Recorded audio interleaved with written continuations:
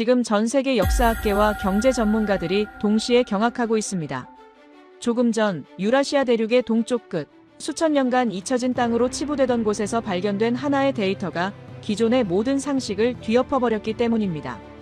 미국 월스트리트의 투자 은행들과 런던의 역사학협회가 동시에 주목하고 있는 이 사건의 중심에는 우리가 흔히 얼어붙은 동토라고만 생각했던 그곳, 바로 만주가 있습니다.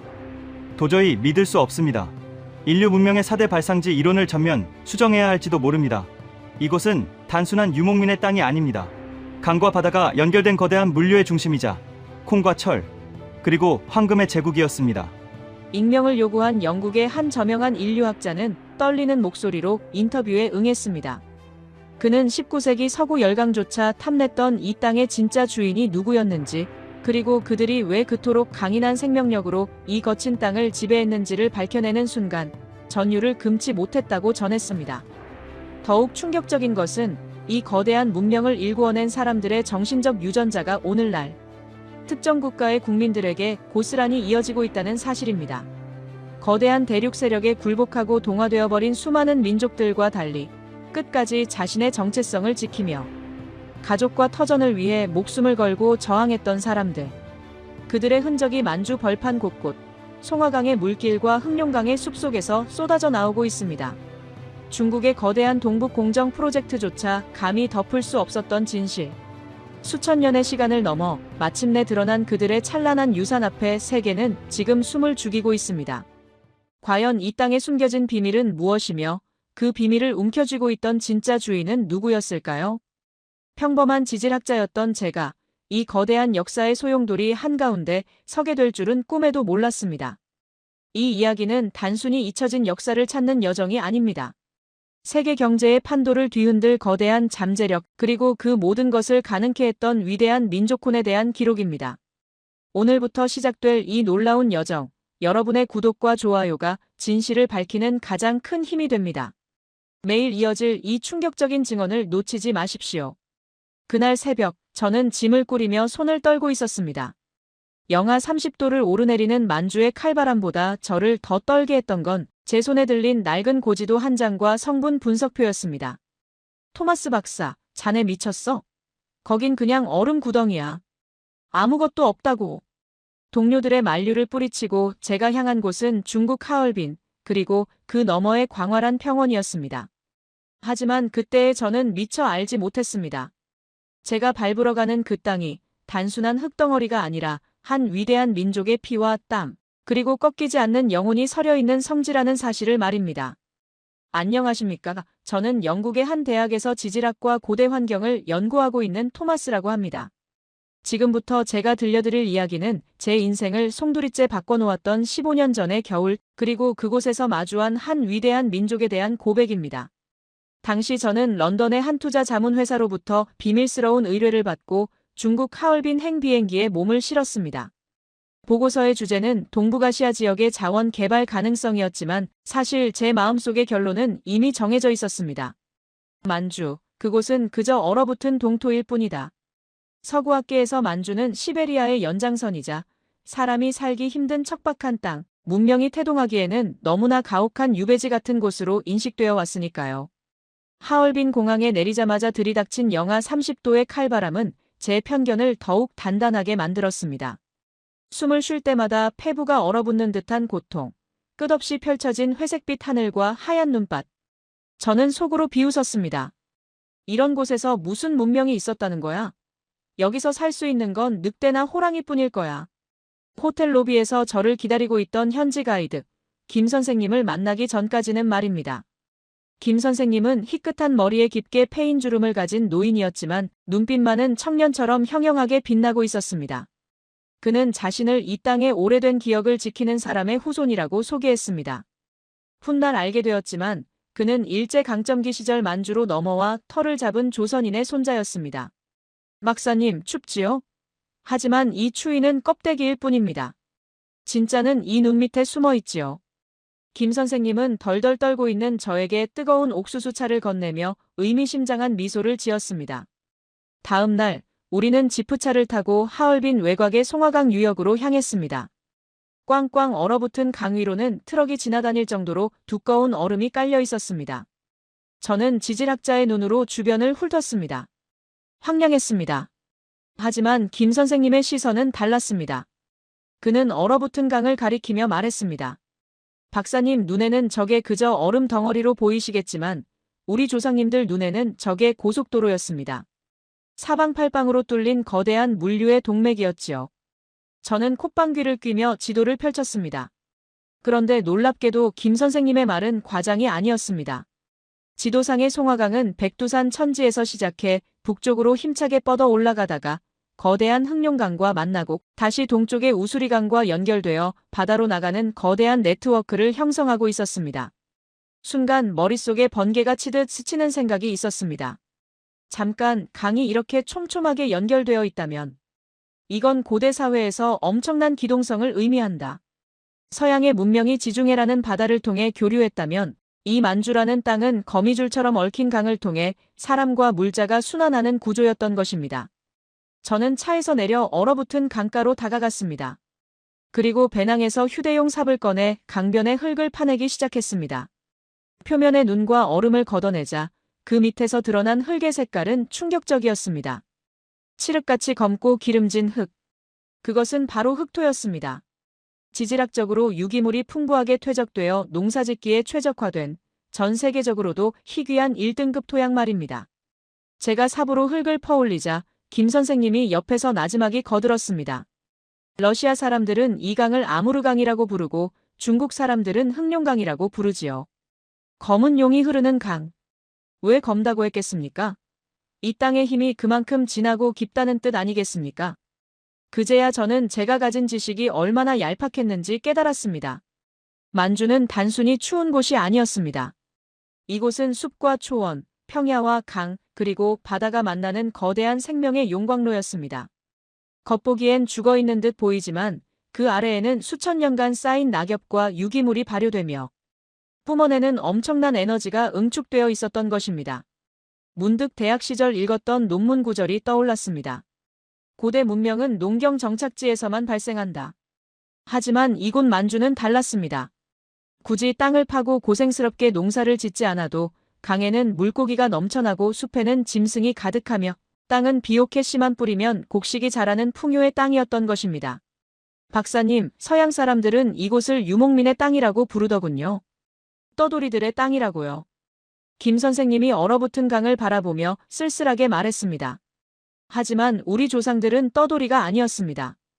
이 풍요로운 강과 땅을 무대로 거대한 제국을 경영했던 주인들이었지요. 그들은 이 강을 타고 바다로 나갔고 대륙을 호령했습니다. 단지 지금의 국경선이 그 기억을 갈라놓았을 뿐입니다. 저는 멍하니 서서 지평선을 바라보았습니다. 차가운 바람 속에 섞인 흙냄새가 예사롭지 않게 느껴졌습니다. 이 광활한 대지가 단순한 허허벌판이 아니라 잊혀진 제국의 심장부였다는 사실이 피부로 와닿기 시작했습니다. 그리고 의문이 생겼습니다. 이렇게 완벽한 조건을 갖춘 땅의 주인은 과연 누구였을까? 중국의 역사책은 이곳을 항상 오랑캐의 땅이라고 깎아내렸지만 제가 본 지질학적 증거들은 정반대의 이야기를 하고 있었습니다. 이곳은 오랑캐의 변방이 아니라 독자적이고 강력한 문명의 중심지여야만 했습니다. 그날 저녁 하얼빈 시내의 허름한 식당에서 김 선생님은 저에게 낡은 사진 한 장을 보여주었습니다. 빛바랜 흑백 사진 속에는 말을 타고 달리는 무사들의 모습이 그려진 고분 벽화가 찍혀 있었습니다. 이 그림이 어디 있는지 아십니까? 바로 우리가 오늘 밟았던 그 땅, 만주 지반지연에 있는 무덤 속에 있습니다. 이 기상을 보십시오. 이게 과연 중국의 변방 민족으로 보입니까? 사진 속의 인물들은 역동적이었습니다. 말 위에서 몸을 뒤로 돌려 활을 쏘는 모습, 화려한 옷차림, 당당한 눈빛. 그것은 중국의 정적인 문화와는 완전히 다른 야생의 에너지와 세련된 문명이 결합된 독특한 아우라를 뿜어내고 있었습니다. 저는 그 사진에서 눈을 뗄 수가 없었습니다. 가슴 한구석에서 알 수 없는 전율이 일었습니다. 만약 우리가 알고 있는 동북아시아의 역사가 거대한 거짓말 위에 세워진 것이라면 제가 학교에서 배웠던 그리고 서구 사회가 믿고 있는 중국 중심의 동양사라는 프레임에 금이 가는 소리가 들리는 듯 했습니다. 김 선생님은 소주 한 잔을 들이키며 말을 이었습니다. 이 땅은 원래 주인이 따로 있었습니다. 그들은 자연과 싸우지 않고 자연을 경영할 줄 알았고 누구에게도 무릎 꿇지 않는 자존심을 가진 사람들이었지요. 하지만 역사는 승자의 기록이라던가요? 지금은 그들의 이름이 희미해졌지만 땅은 기억하고 있습니다. 누가 진짜 주인이었는지를요. 저는 그날 밤 호텔로 돌아와 잠을 이루지 못했습니다. 창밖으로 보이는 하얼빈의 밤거리는 화려했지만 제 눈에는 그 너머의 어둠 속에 묻혀있는 거대한 진실이 어른거렸습니다. 단순히 자원 보고서를 쓸어왔던 저는 이제 지질학자가 아니라 탐험가가 되어야겠다고 결심했습니다. 이 땅이 품고 있는 진짜 이야기, 흙 속에 묻힌 그 주인들의 흔적을 찾아내야만 한다는 사명감이 끌어올랐기 때문입니다. 그리고 다음 날 김 선생님은 저를 데리고 만주 깊숙한 곳, 지도에도 잘 나오지 않는 오래된 유적지로 안내하겠다고 했습니다.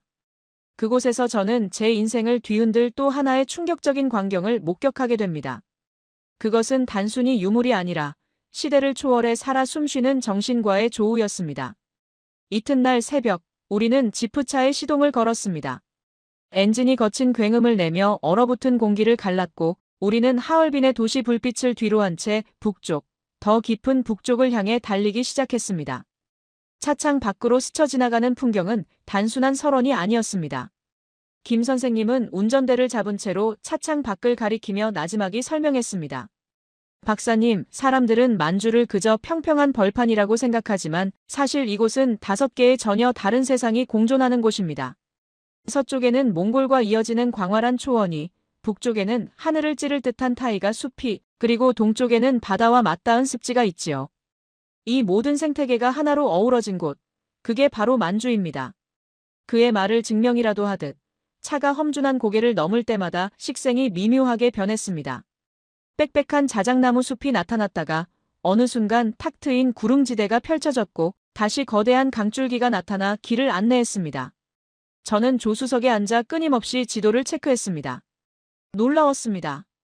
제 지질학적 지식으로는 도저히 설명할 수 없는 풍요의 징후들이 계속해서 발견되었기 때문입니다. 강줄기가 합류하는 지점마다 퇴적된 토양은 비옥하기 그지없었고 숲의 밀도는 이곳이 거대한 목재의 보고임을 말해주고 있었습니다. 이런 완벽한 조건을 갖춘 곳에서 문명이 발생하지 않았을 리가 없다.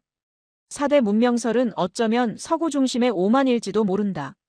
제 머릿속에서 기존의 학설들이 하나둘씩 무너져 내리고 있었습니다. 한참을 달려 우리가 도착한 곳은 송화강 상류 근처의 외딴 마을이었습니다. 현대 문명의 손길이 닿지 않은 듯 흙과 돌, 그리고 나무로 지어진 옛 가옥들이 옹기종기 모여있는 곳이었습니다. 차에서 내리자마자 묘하고 강렬한 냄새가 코끝을 찔렀습니다. 치즈 같기도 하고 흙 냄새 같기도 한 쿰쿰하면서도 깊은 향기였습니다. 서양인인 저에게는 낯설고 다소 거부감이 드는 냄새였기에 저도 모르게 인상을 찌푸리며 코를 막았습니다. 그러자 김 선생님이 껄껄 웃으며 제 어깨를 두드렸습니다. 박사님, 놀라지 마십시오. 이게 바로 이 땅을 지켜온 힘의 냄새, 발효의 향기입니다. 그는 저를 마을의 한 집 마당으로 안내했습니다. 그곳에는 처마 밑마다 지푸라기로 묶인 네모난 갈색 덩어리들이 주렁주렁 매달려 있었습니다. 마치 벽돌처럼 단단해 보이는 그 덩어리들에서 아까 그 냄새가 뿜어져 나오고 있었습니다. 이게 뭡니까? 흙벽돌인가요? 제 질문에 김 선생님은 고개를 저으며 덩어리 하나를 조심스럽게 가리켰습니다. 아닙니다. 이건 메주라고 부르는 겁니다. 콩을 삶아서 으깬 뒤 덩어리로 만들어 띄운 것이죠. 박사님, 혹시 콩의 원산지가 어딘지 아십니까? 저는 잠시 기억을 더듬었습니다. 콩? 미국이나 남미가 주산지 아닌가? 제가 머뭇거리자 김 선생님의 눈빛이 진지해졌습니다. 전 세계가 먹고 있는 그 콩의 고향이 바로 여기 만주입니다. 수천 년 전 이 땅의 주인들은 야생콩을 길들여 인류 최초로 재배를 시작했습니다. 척박한 겨울을 버티게 해주는 식물성 단백질의 보고를 찾아낸 것이지요. 하지만 그보다 더 위대한 건 그 콩을 단순히 먹는 데 그치지 않고 화학으로 승화시켰다는 점입니다. 화학이라니? 고대인들이? 의아해하는 저를 집 안으로 이끈 그는 펄펄 끓는 뚝배기 하나를 내왔습니다. 보글보글 끓어오르는 갈색 국물 속에서 두부와 채소가 춤을 추고 있었습니다. 김 선생님의 권유에 저는 조심스럽게 국물을 한 숟가락 떠서 입에 넣었습니다. 순간 입안 가득 짭조름하면서도 깊고 구수한 감칠맛이 폭발했습니다. 그것은 서양의 스프나 스튜와는 차원이 다른 마치 흙의 생명력을 그대로 농축해 놓은 듯한 맛이었습니다. 이게 바로 된장입니다. 아까 보신 메주가 소금물 속에서 시간을 견디고 삭아서 만들어진 기적이지요. 박사님, 생각해 보십시오. 냉장고도 없던 시절, 1년 내내 단백질을 썩지 않게 보관하고 오히려 시간이 지날수록 맛과 영양을 더하게 만드는 기술. 이게 고등화학이 아니면 무엇이겠습니까? 저는 숟가락을 든 채 멍하니 뚝배기를 바라보았습니다. 머리를 한 대 얻어맞은 기분이었습니다. 서구학계는 항상 문명의 척도를 거대한 석조 건축물이나 금속 무기로만 판단해 왔습니다. 하지만 눈에 보이지 않는 미생물을 통제하고 시간을 이용해 음식의 본질을 바꾸는 발효기술이야말로 진정한 하이테크놀로지가 아닐까. 김 선생님은 말을 이었습니다. 중국 사서에도 기록되어 있습니다. 이 땅의 사람들, 즉 고구려인들은 선양하는 재주가 있다고요. 술과 장을 빚고 발효시키는데 천부적인 재능이 있었다는 뜻입니다. 그들은 단순히 싸움만 잘하는 전사가 아니었습니다. 콩 하나를 가지고도 우주를 담아내는 과학자들이었지요. 식사를 마친 후 김 선생님은 마당 한 구석에서 콩을 삶아 메주를 만드는 과정을 보여주었습니다. 김이 모락모락 나는 삶은 콩을 절구에 넣고 찌은 뒤 놀랍게도 맨발로 꾹꾹 밟아 모양을 잡는 것이었습니다. 제가 위생적으로 괜찮은 거냐고 묻자 그는 웃으며 말했습니다. 박사님, 사람의 손보다 발이 더 깨끗할 수도 있습니다. 그리고 발바닥에 있는 고유의 균들이 콩과 만나 발효를 돕는다는 설도 있지요. 중요한 건 온몸을 던져 정성을 다한다는 겁니다. 네모난 모양으로 빚어진 메주를 보며 저는 묘한 감동을 느꼈습니다. 저 투박한 덩어리 하나에 혹독한 겨울을 이겨내려는 인간의 지혜와 끈기가 응축되어 있다고 생각하니 더 이상 냄새가 역하게 느껴지지 않았습니다. 박사님, 이 땅의 역사는 이 메주와 같습니다. 김 선생님이 먼 산을 바라보며 쓸쓸하게 말했습니다. 겉보기엔 볼품없고 곰팡이가 핀 것처럼 보여도 그 속에서는 치열하게 생명이 익어가고 있지요. 주변 강대국들이 끊임없이 침략하고 짓밟아도 우리 민족은 으깨진 콩처럼 뭉쳐서 끝내 썩지 않고 발효되었습니다. 오히려 더 깊은 맛을 내는 민족이 되었지요.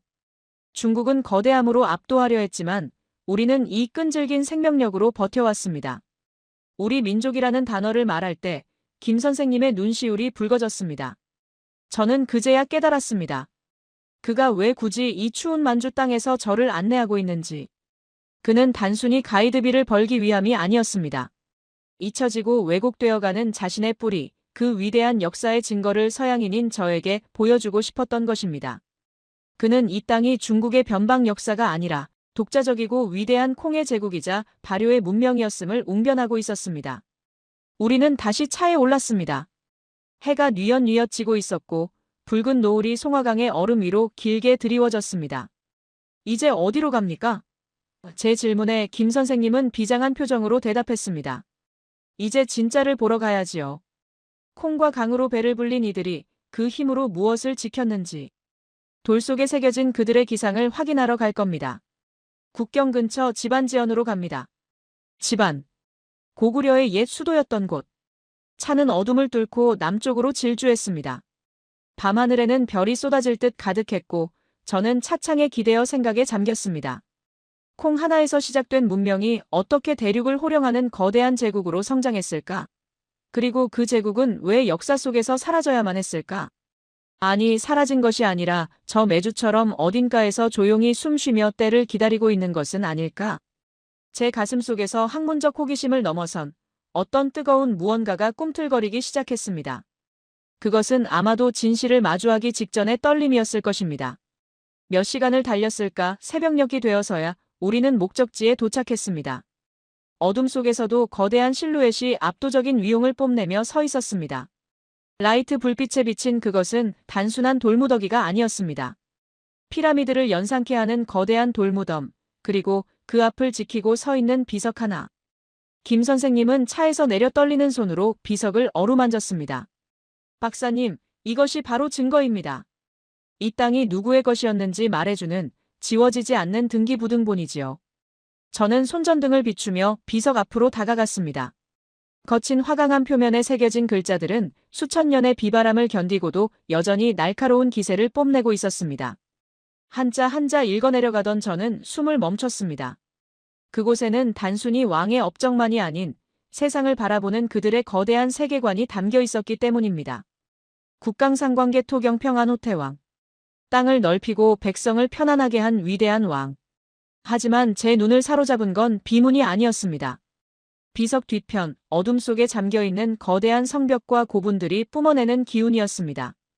그것은 중국의 자금성이나 만리장성에서 느꼈던 권위적인 위압감과는 달랐습니다. 마치 살아있는 맹수가 웅크리고 있는 듯한 야생적이고 역동적인 에너지. 그리고 그 에너지는 저에게 이렇게 속삭이는 듯 했습니다. 우리는 중국의 아류가 아니다. 우리는 천손의 후예다. 그 순간 어디선가 낯선 인기척이 느껴졌습니다. 김 선생님이 황급히 저를 잡아 끌며 바위 뒤로 몸을 숨겼습니다. 어둠 속에서 손전등 불빛 몇 개가 유적지 쪽으로 다가오고 있었습니다. 중국 공안에 순찰되었습니다. 쉿, 박사님. 들키면 안 됩니다. 이 구역은 지금 외국인 출입 금지입니다. 그들이 왜 이곳을 막고 있는지 아십니까? 김 선생님의 목소리가 귓가에서 떨렸습니다. 감추고 싶은 겁니다. 이 비석이 말하는 진실이 두려운 겁니다. 우리는 숨을 죽인 채 공안들이 지나가기를 기다렸습니다. 영하의 추위 속에서도 등줄기에 식은땀이 흘렀습니다. 이것은 단순한 학술 조사가 아니었습니다. 역사의 진실을 덮으려는 거대한 세력과 그것을 밝혀내려는 자들의 숨막히는 전쟁터였습니다. 그리고 저는 이제 막 그 전쟁의 한복판에 발을 들여놓은 참이었습니다. 공안의 날카로운 손전등 불빛이 우리가 몸을 숨긴 거대한 바위 위를 훑고 지나가는 그 찰나의 순간 저는 숨통이 조여오는 듯한 공포를 느꼈습니다. 영하 30도의 혹한 속에서도 등줄기를 타고 뜨거운 식은땀이 흘러내려 내복을 적셨습니다. 그들의 발자국 소리가 눈 덮인 자갈밭을 밟으며 자박 가까워질 때마다 제 심장 박동 소리가 고막을 찢을 듯 크게 울렸습니다. 김 선생님은 제 팔을 바위처럼 단단하게 움켜쥐고는 검지를 입술에 대며 침묵을 지시했습니다. 다행히 불빛은 잠시 머물다 이내 다른 곳으로 멀어졌고 중국어 무전소리와 함께 그들의 발걸음도 어둠 속으로 사라졌습니다. 안도의 한숨을 내쉬려는 순간 김 선생님이 제 귓가에 입을 대고 아주 낮고 비장한 목소리로 속삭였습니다. 박사님, 저들이 왜 이 심야에 아무도 찾지 않는 이 돌무더기를 이토록 삼엄하게 감시하는지 아십니까? 단순히 국경지역이라서가 아닙니다. 저 비석에 새겨진 글자 하나하나가 그리고 이 땅 속에 묻힌 쇠조각 하나하나가 지금 중국이 전 세계에 선전하고 있는 중화 중심의 역사관을 정면으로 박살낼 수 있는 치명적인 증거이기 때문입니다. 우리는 공안들의 눈을 피해 낮은 포복으로 유적지 외곽의 강가 쪽으로 자리를 옮겼습니다. 달빛조차 구름에 가려진 칠흑 같은 어둠 속에서 발에 채이는 것은 눈뿐만이 아니었습니다. 안전지대에 이르러 숨을 고르던 저는 무심코 발에 걸렸던 묵직한 돌덩이 하나를 집어들었습니다. 지질학자로서의 본능이었습니다.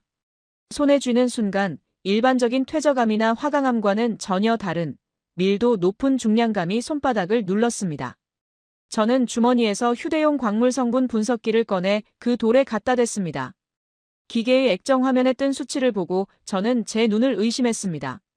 철폐의 함유량 68%. 이것은 단순한 돌이 아니었습니다. 자연 상태에서 얻을 수 있는 최상급의 고순도 자철석이었습니다. 세상에. 김 선생님, 이 주변 지질 자체가 거대한 철광맥이군요. 그것도 노천에서 바로 캐낼 수 있는 최상급 광산입니다. 제가 경악하며 말하자 김 선생님은 밤하늘 아래 펼쳐진 검은 산맥을 가리키며 고개를 끄덕였습니다. 맞습니다. 박사님, 서양의 학자들은 로마 군단을 찬양하고 중국의 인해 전술을 이야기하지만 그들은 중요한 사실을 놓치고 있습니다.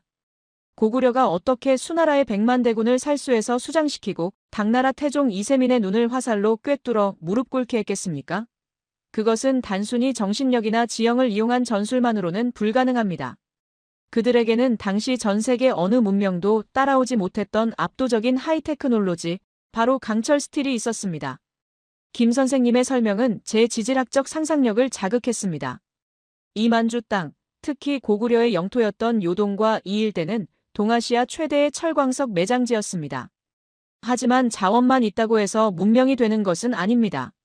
아프리카나 남미에도 철광석은 있었지만 그들은 철기 문명을 꽃피우지 못했습니다. 중요한 것은 그 단단한 돌을 녹여내고 불순물을 제거하여 강철로 재련해내는 화학적 기술과 엔지니어링입니다. 저는 눈을 감고 1500년 전의 이 강가를 상상해 보았습니다. 지금은 정막만이 감도는 이곳 곳곳에 수십 미터 높이의 거대한 용광로들이 굴뚝처럼 솟아있고 밤새도록 시뻘건 불길이 치솟으며 밤하늘을 태웠을 것입니다. 수천 명의 대장장이들이 풀무지를 하고 거대한 망치로 달궈진 쇠를 두드리는 소리가 대지를 울렸을 것입니다. 그것은 단순한 대장간 수준이 아니었습니다. 국가가 주도하는 거대한 제철 산업단지이자 동방의 산업혁명 현장이었습니다. 박사님, 서양의 중세 기사들이 온몸을 감싸는 판금 갑옷을 입고 싸운 게 언제부터입니까? 14, 15세기나 되어야 본격적으로 나타나지 않습니까? 하지만 이 땅의 전사들은 그보다 무려 1000년이나 앞선 45세기에 이미 사람뿐만 아니라 타고 있는 말까지 머리부터 발끝까지 강철 비늘 갑옷찰갑으로 감싼 기계화 부대, 개마무사를 운용했습니다. 김 선생님의 목소리에 열기가 더해졌습니다. 상상해 보십시오. 흙먼지를 일으키며 수천 기의 철갑 기병이 달려옵니다. 화살을 쏘아도 튕겨나가고 창으로 찔러도 뚫리지 않는 살아있는 철벽이 시속 40km의 속도로 돌진해 올 때 가죽 갑옷이나 천옷을 입은 적군들이 느꼈을 공포를 말입니다. 그것은 전쟁이 아니라 일방적인 학살이자 문명의 격차가 보여주는 재앙이었을 겁니다. 땅이 울리고 쇳소리가 하늘을 찌르는 그 압도적인 광경 앞에서 적들은 싸울 의지조차 잃었겠지요. 저는 전율을 느꼈습니다. 서구 중심의 역사 교육을 받은 저에게 동양의 고대 전쟁은 그저 헝겊옷을 입은 병사들이 우르르 몰려다니며 창을 휘두르는 모습으로만 각인되어 있었습니다. 하지만 이곳 만주에서 확인한 진실은 고구려가 현대의 전차 부대와 맞먹는 최첨단 중장감, 기병을 운용했던 군사 강국이었다는 사실입니다. 더욱 놀라운 것은 이 철을 다루는 기술이 무기에만 국한되지 않았다는 점입니다. 김 선생님은 발밑에 흙을 밟으며 말을 이었습니다. 박사님, 철을 녹이려면 1500도가 넘는 고열을 자유자재로 다뤄야 합니다. 불을 지배하는 민족만이 철을 지배할 수 있지요. 그리고 그 불의 마법은 전쟁터가 아닌 집 안으로 들어와 또 하나의 기적을 만들었습니다. 바로 온돌입니다. 온돌. 저는 그 단어를 듣는 순간 머릿속에서 퍼즐이 맞춰지는 듯한 쾌감을 느꼈습니다. 그렇군요. 아궁이에서 불을 떼서 그 열기를 바닥 밑으로 흘려보내 돌고들장을 달구는 방식. 그건 단순한 난방이 아닙니다. 연력학을 완벽하게 이해하고 응용한 과학입니다. 서양인들이 벽난로 앞에서 앞면만 익히고 뒷면은 떨고 있을 때, 혹은 로마인들이 엄청난 비용을 들여 공중 목욕탕이나 일부 귀족 저택에만 제한적인 난방을 했을 때, 이 땅의 사람들은 가장 가난한 서민의 집까지도 바닥을 뜨끈하게 데워 영하 30도의 만주 추위를 웃으며 견뎌냈던 것입니다. 철을 녹이는 기술이 생활 속의 온기로 승화된 것, 이것이야말로 기술의 인간화가 아니겠습니까? 김 선생님이 덧붙였습니다. 맞습니다. 밖에서는 가장 강력한 강철로 적을 부수고 안에서는 가장 따뜻한 돌로 가족을 지키는 힘. 그게 바로 고구려의 힘이자 우리 민족의 DNA입니다. 강가에 서서 불어오는 차가운 바람을 맞으며 저는 또 하나의 거대한 의문을 풀 수 있었습니다. 중국의 수나라와 당나라는 왜 그토록 무리하게 나라가 망할 정도로 국력을 쏟아부으며 고구려를 침공했을까? 단순히 영토 욕심 때문이었을까? 아닙니다. 저는 확신했습니다. 그것은 두려움 때문이었습니다.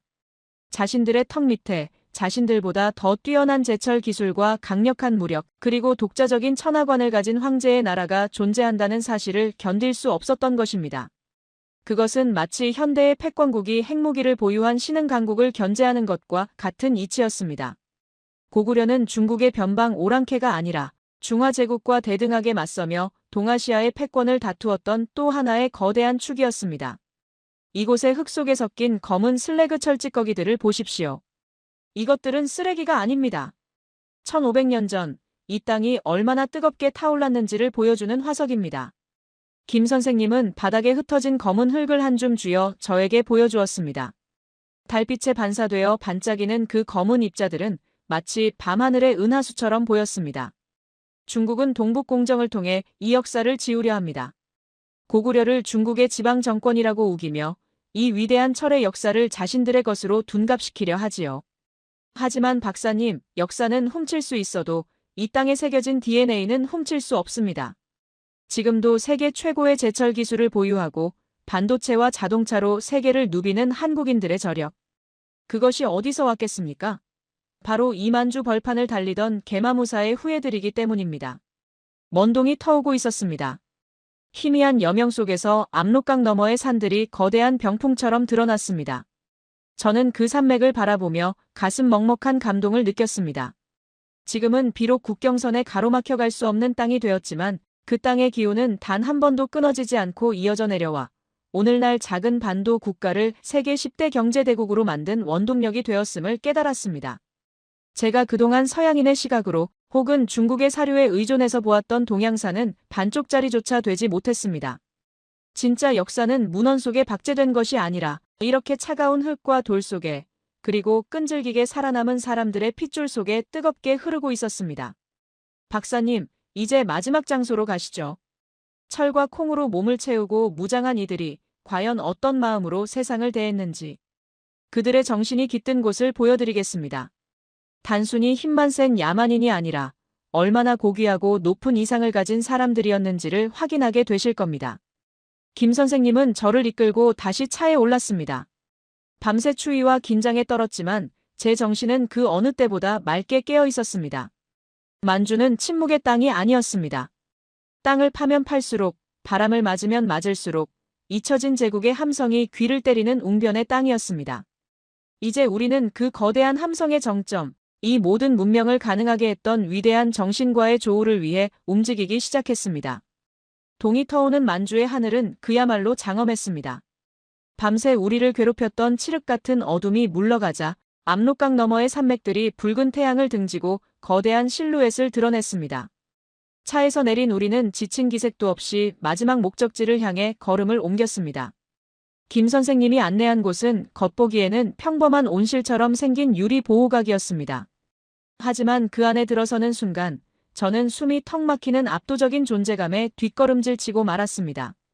박사님, 고개를 들어 저 꼭대기를 보십시오.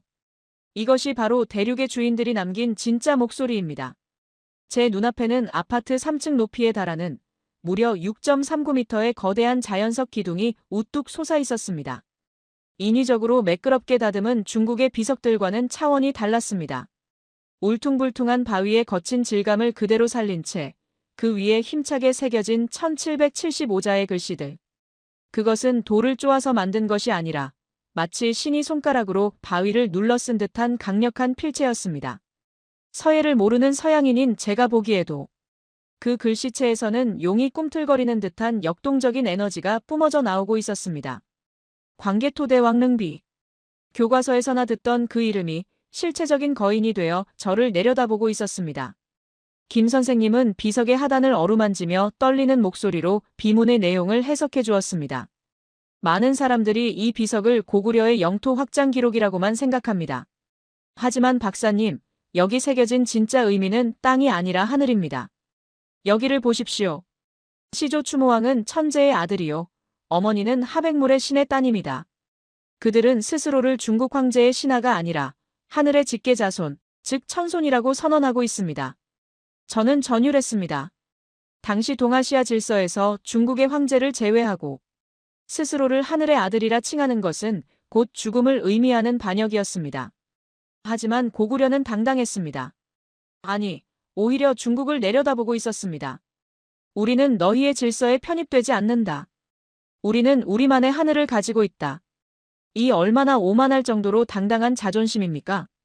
로마 제국조차 주변 민족을 바바리안 야만인으로 규정하고 복속시키려 했지만 고구려는 칼로 세상을 정복하는 데 그치지 않고 독자적인 세계관으로 세상을 품으려 했던 것입니다.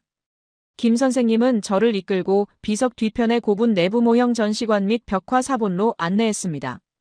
그곳에서 저는 제 인생에서 가장 충격적인 그림을 마주했습니다. 어두운 무덤 속 천장에 그려진 붉은 태양. 그리고 그 태양 한가운데 살고 있는 검은 새 삼조고였습니다. 박사님, 서양의 신화나 중국의 전설에서 태양은 숭배의 대상이거나 두려움의 존재입니다. 이카루스는 태양에 가까이 갔다가 날개가 녹아 추락했지요. 하지만 고구려 사람들은 달랐습니다. 그들은 태양을 두려워하지 않았습니다.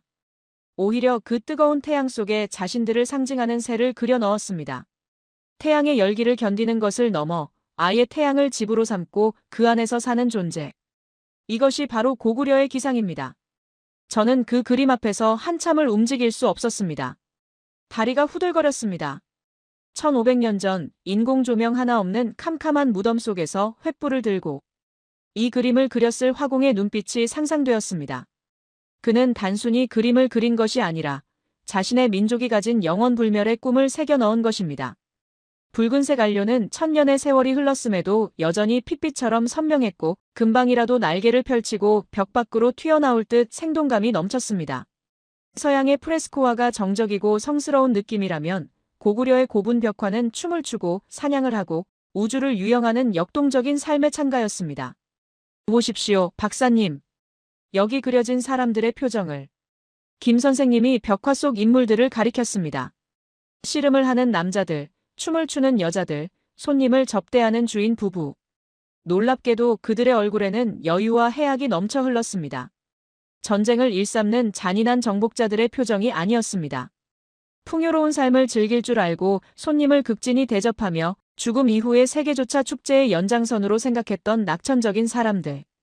그 순간 저는 부끄러움에 얼굴이 화끈거렸습니다. 이곳에 오기 전까지 저는 그들을 전투 종족 정도로만 생각했습니다. 하지만 강철 갑옷을 입고 적진을 유린하던 그 무시무시한 전사들이 갑옷을 벗으면 시와 음악을 사랑하고 밤하늘의 별자리를 관측하며 우주의 섭리를 논하던 고도의 지식인들이었다는 사실을 깨달았기 때문입니다. 문과 무가 완벽하게 조화를 이룬 르네상스적 인간상. 레오나르도 다 빈치가 태어나기 1000년 전에 이미 이 땅에는 그런 인재들이 수두룩했던 것입니다. 그런데 김 선생님, 제가 조심스럽게 입을 열었습니다.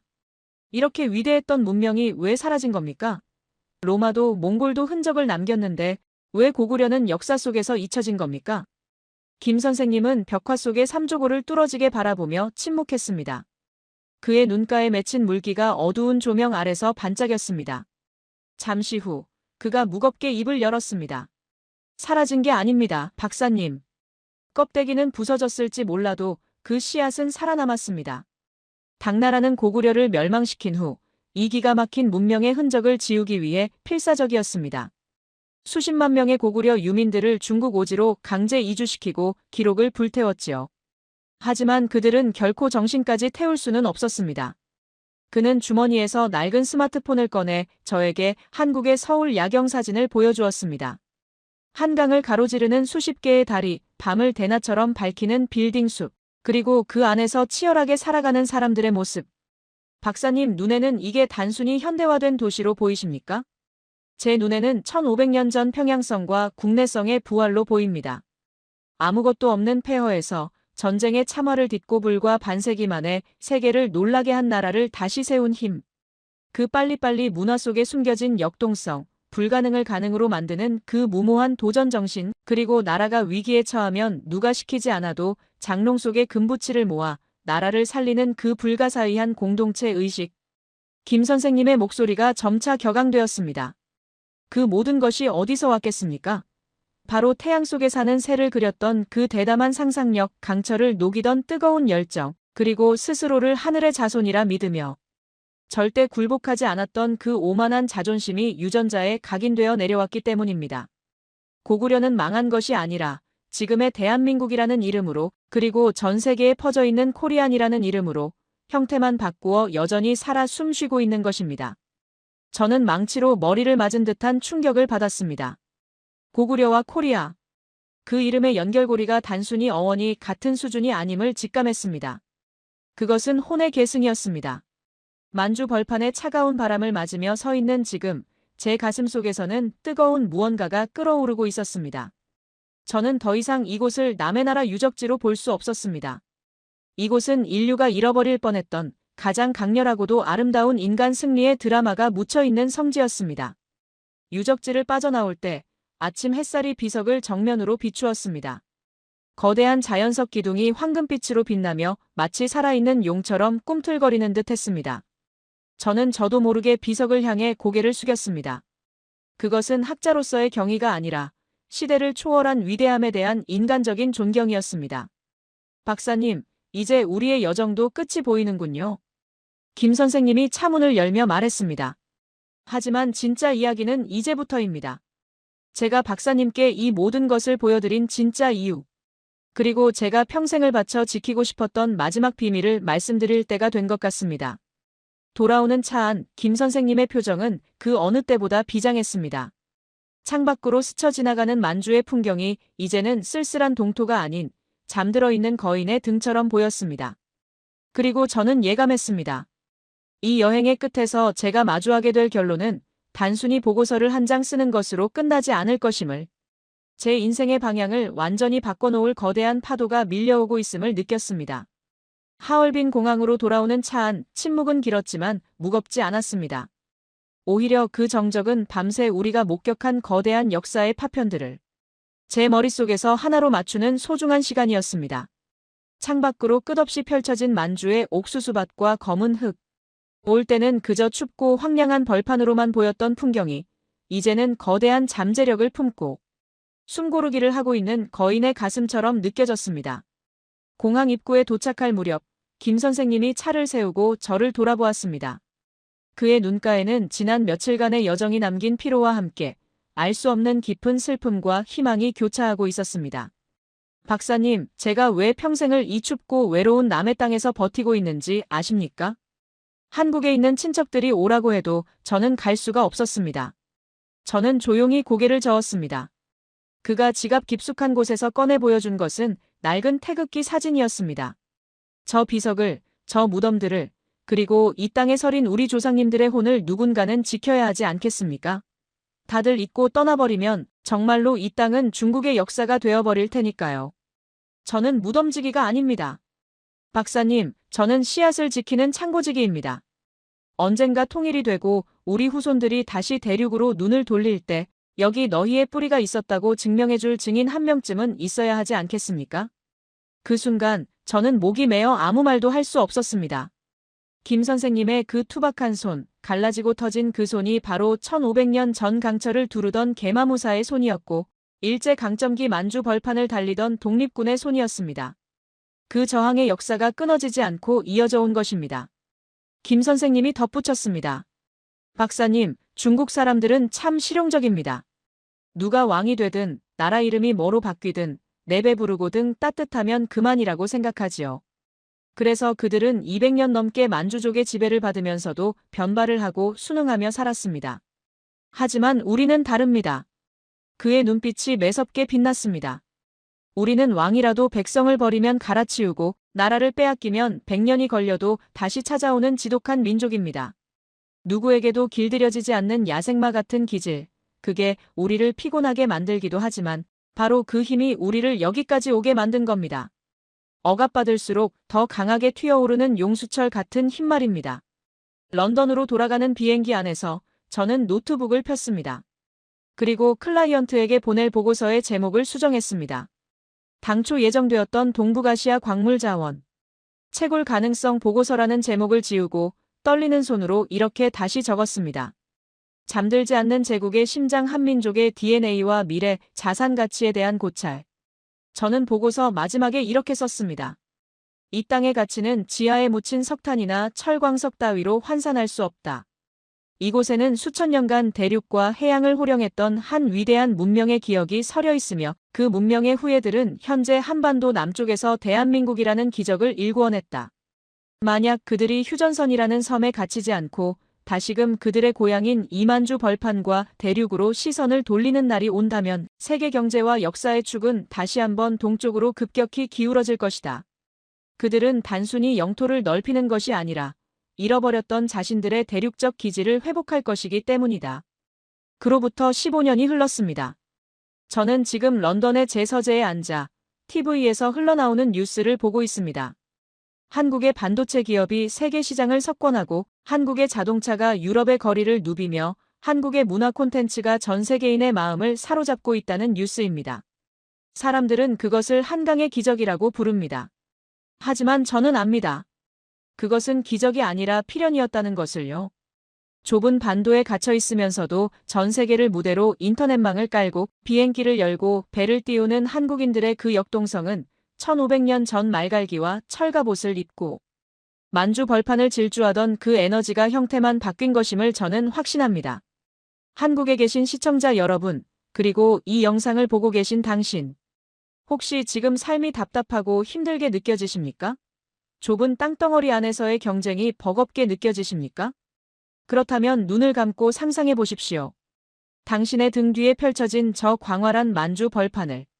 당신의 혈관 속에 흐르고 있는 뜨거운 피는 순한 양의 피가 아니라 대륙을 호령하던 호랑이의 피라는 사실을 기억하십시오.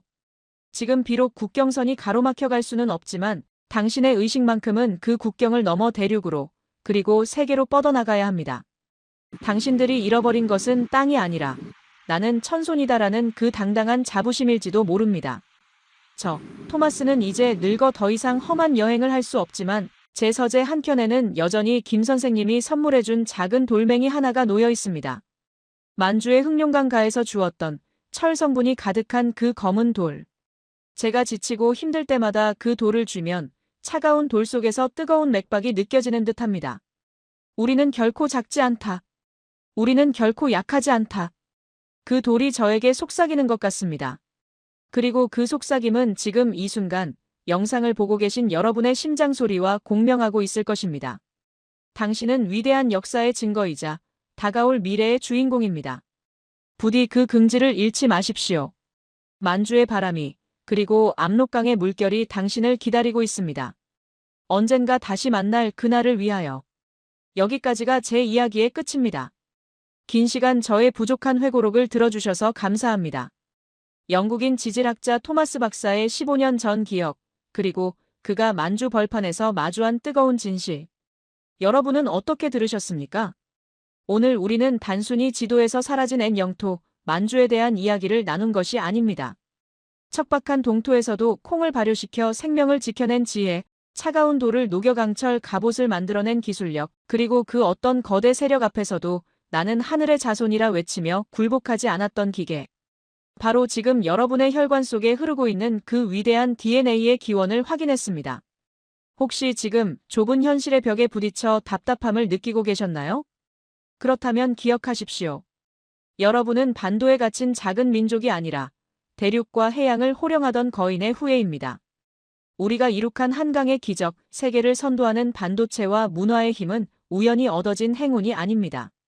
수천 년 전 만주 벌판을 달리던 그 뜨거운 에너지가 형태만 바꾸어 오늘날 여러분의 삶 속에서 다시 폭발하고 있는 것입니다. 역사를 잊은 민족에게 미래는 없다는 말이 있습니다. 하지만 반대로 자신의 위대한 역사를 기억하고 계승하는 민족에게는 그 어떤 시련도 도약의 발판이 될 뿐입니다. 오늘 영상이 여러분의 가슴 속에 잠들어 있던 야생의 본능과 자부심을 깨우는 계기가 되었기를 바랍니다. 지금 여러분의 심장을 가장 뜨겁게 만든 장면이나 대사가 있다면 댓글로 남겨주십시오. 여러분의 소중한 댓글 하나하나는 잊혀져가는 우리 역사를 다시 기록하는 위대한 사초가 됩니다. 더 많은 해외의 감동적인 사연과 우리 민족의 숨겨진 저력을 매일 확인하고 싶으시다면 구독과 좋아요 그리고 알림 설정을 부탁드립니다. 여러분의 작은 클릭이 왜곡된 역사를 바로잡고 대한민국의 자존심을 전 세계에 알리는 가장 큰 힘이 됩니다. 저는 내일도 여러분의 가슴을 울릴 더 놀라운 이야기로 다시 찾아오겠습니다. 시청해주셔서 감사합니다.